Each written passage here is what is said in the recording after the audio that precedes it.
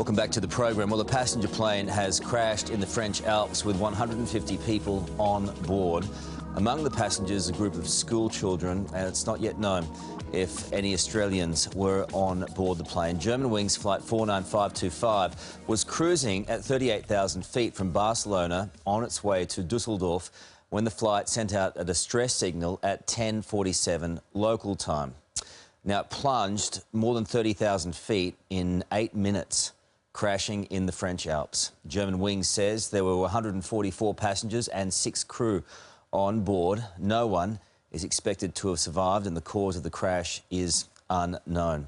The situation there in terms of the recovery mission is fairly bleak this evening. It's dark, it's raining, and that search, in fact, has been called off for the moment. A number of helicopters on the scene as well as emergency services personnel. Well, aviation expert Greg Bamber joins us now from our Melbourne studio. Greg, a horrible morning.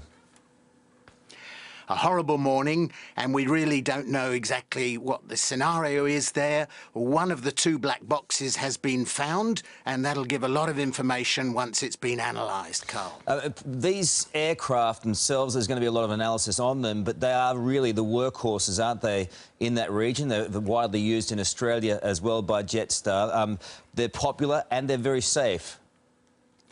They've got a great safety record, and Germanwings as a company has a good safety record. Germanwings is similar to Lufthansa as Jetstar is to Qantas and Tiger is to Virgin. It's the low-cost aspect and subsidiary of Lufthansa.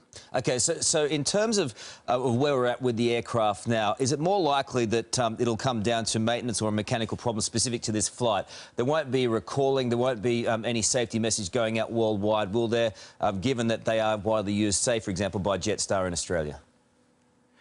We don't know of any maintenance issues, and Lufthansa Group has a great record on maintenance. It doesn't not generally outsource its maintenance, and this aircraft had a maintenance technical check only yesterday. OK, so what sort of checks would that have involved, and how significant would that check have been, given what's happened today?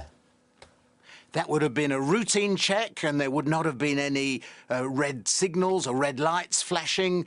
We know the plane was a little late in departing from Barcelona, about half an hour late. We don't yet know the reason for that. Lufthansa Group have said they'll disclose all that they know in due course, probably in the next day or so.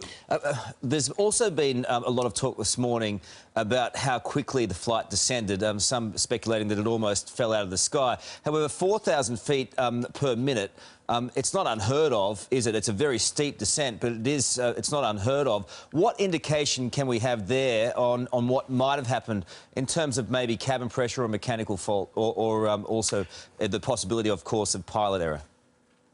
Well, you're right, Carl. It's not a particularly rapid descent. If we think of the Air France disaster a few years ago in the Atlantic, that fell in only 2 minutes out of the sky into the ocean. This took 8 minutes to descend. So the pilot would have had some opportunity to try and control what was going on. But again, we don't know the details until we've analysed the black box. There's lots of speculation this morning, and look, we'll leave it to the experts with the cabin pressure and whatnot. What else can we read into the fact that he wasn't able to send any message out?